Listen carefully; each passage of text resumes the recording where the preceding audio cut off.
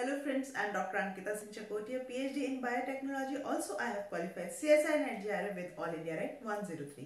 आज हम बात करने वाले हैं लॉ ऑफ इंडिपेंडेंट असॉर्टमेंट। ये थर्ड लॉ था जो सर मेंडल ने प्रपोज किया था। 1856 से 1863 was the duration when he performed his study on genetics by approx on 28,000 plant पे उन्होंने स्टडी की थी। एंड ये 7 कैरेक्टर्स उन्होंने कंसिडर किए थे for the study of genetics on Pisum sativum, ठीक है, गार्डन पी पे। और प्रत्येक कैरेक्टर के दो ट्रेट, दो वैरायटी उन्होंने ली, तो 7 अगर कैरेक्टर लिए थे तो 14 वैरायटी उनके पास थी एक्सपेरिमेंट परफॉर्म करने के लिए।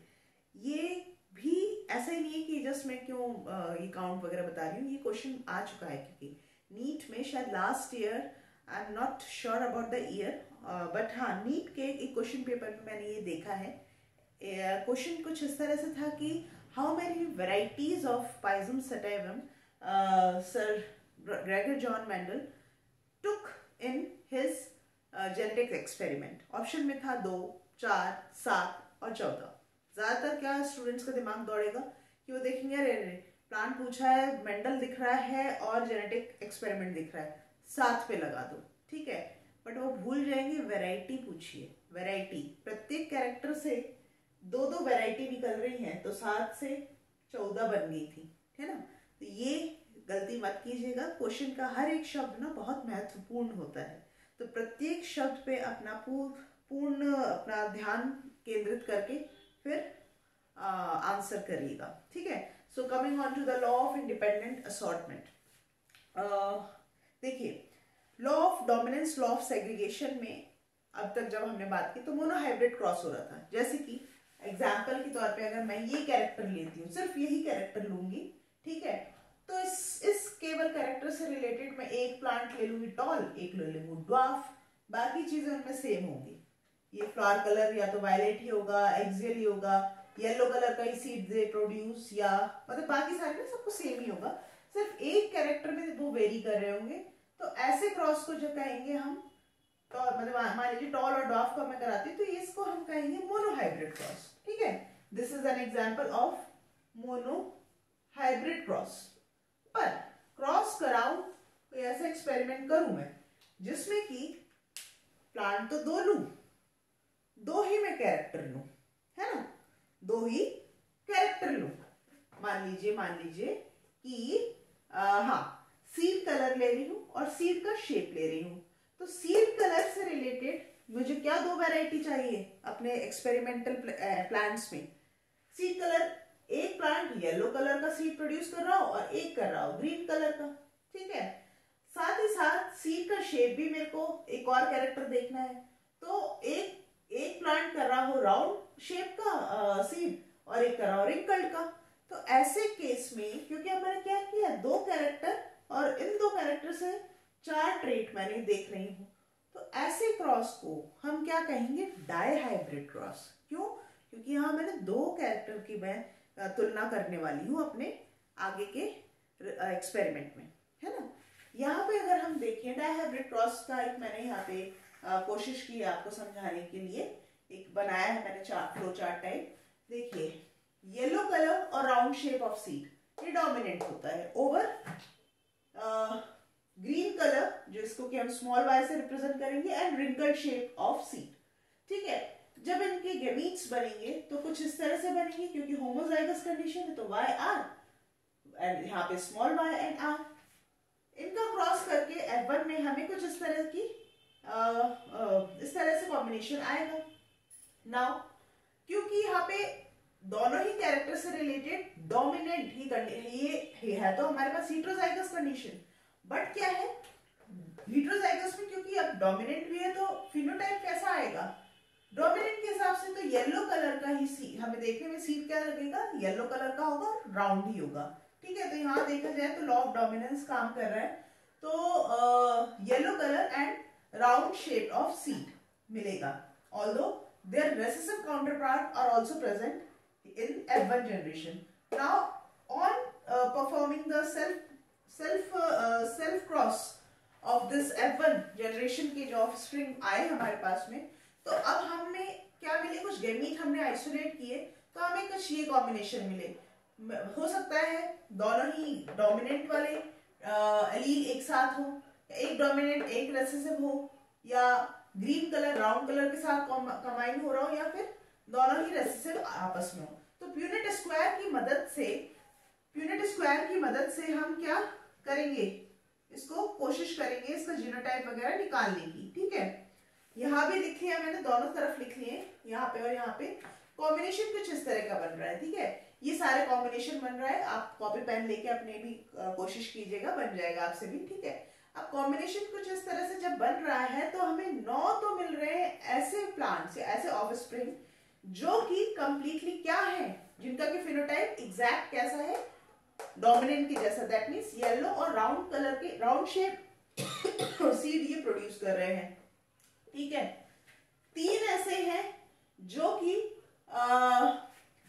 वो भी फिनोटाइप, उनका फिनोटाइप ऐसा है कि they are producing yellow coloured seed but they are having कैसा, रिंकल्ड। 3 ऐसे हैं कि ग्रीन कलर और राउंड शेप, और एक अकेला ऐसा है जो कि ग्रीन कलर और रिंकल्ड शेप का सीड हमें दे रहा है। तो फिनोटाइप तो हमें कुछ इस तरह से मिलेगा।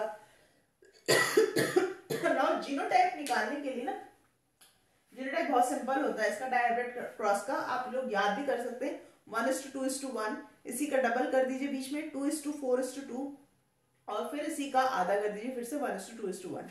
बट इसको निकालने के लिए एक बहुत सिंपल सी ट्रिक है। देखिए ये 1 आया है यहां से 1:2, अब ये दोनों बिल्कुल सेम है 2:1।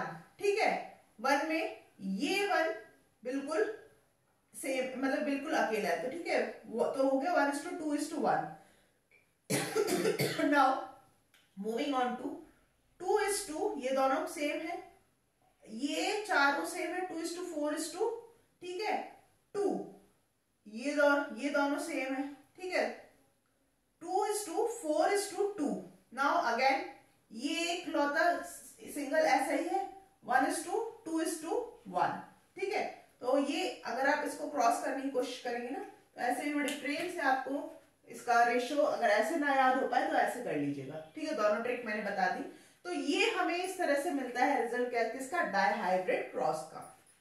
अब मेन मुद्दे पे आते हैं, लॉ ऑफ इंडिपेंडेंट असॉर्टमेंट। देखिए ये जो मैंने बात की यहाँ पे 2 अलग अलग कैरेक्टर्स की, ऐसा नहीं है कि ये कैरेक्टर सेम क्रोमोसोम पे पाए जाते हैं। ठीक है, ऐसा नहीं है कि ये जो क्रोमोसोम मान लीजिए कि येलो ये जो शेप के लिए अगर मान लीजिए क्रोमोसोम नंबर 1 पे अगर उपस्थित था ये एलील की Y, ठीक है, कैपिटल Y और Y अगर एक इस पे था, तो हो सकता है कि किसी और क्रोमोसोम पे शेप के लिए हो। ठीक है, शेप के लिए क्या हो सकता है, राउंड, और ये क्रोमोसोम नंबर 2 पे हो।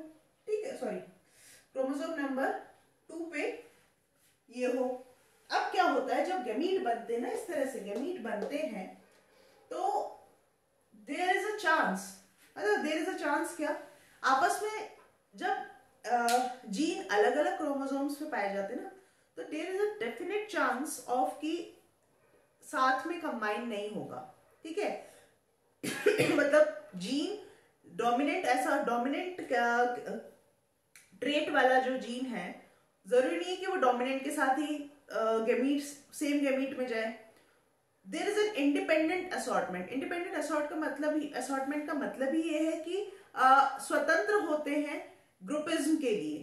ठीक है, ये ट्रेट या ये जीन्स जो है या ये अलील जो है ना, they are independent to get grouped with any type of gene responsible for some different character। जैसे कि यहाँ पे मैंने यहाँ देखा ही हमने कितने सारे हमें अलग अलग तरह के जीनोटाइप मिले, है ना। So this is what we call as the law of independent assortment. क्यों? क्योंकि यहाँ पे जीनोटाइप बहुत वेरी कर रहा है। ठीक है, फिनोटाइप तो कर ही, फिनोटाइप में बहुत ज्यादा, मतलब फिनोटाइप हमें इतना लंबा चौड़ा नहीं मिला, but genotype was so long. तो दैट्स व्हाई हम कह सकते हैं कि जब भी गैमीट फॉर्मेशन होता है तो देयर इज अ चांस कि भैया आपस में जो भी जीन्स हैं, जो कि ऐसा नहीं कि डोमिनेंट के साथ डोमिनेंट ही चला जाएगा, डोमिनेंट रेसेसिव के साथ भी यहाँ कंबाइन हो रहा था और रेसेसिव भी हो रहा था. सो this is how the independent assortment of the gene responsible for different character is done. ठीक है. So this is all about the third law of independent assortment and the dihybrid cross. I hope मेरा ये lecture आप लोगों को समझ में आया होगा. अगर नहीं आया तो प्लीज लेट मी नो. मैं कोशिश करूंगी और अच्छे से इसको समझाने की. थोड़ा सा ये वाला जो लॉ है ना थोड़ा टेढ़ा है, बाकी कोशिश कीजिएगा ये प्यूनेट स्क्वायर को और इसको मैंने जो ट्रिक दी है इसको याद करने की, इजी हो जाएगा. ठीक है. मिलते हैं आगे के लेक्चर्स के साथ में. Till then stay safe and stay blessed. Please अगर मेरा वीडियो अच्छा लगा हो तो प्लीज इसे लाइक कीजिएगा, शेयर कीजिएगा and please subscribe my channel. Till then stay safe and stay blessed. Bye bye.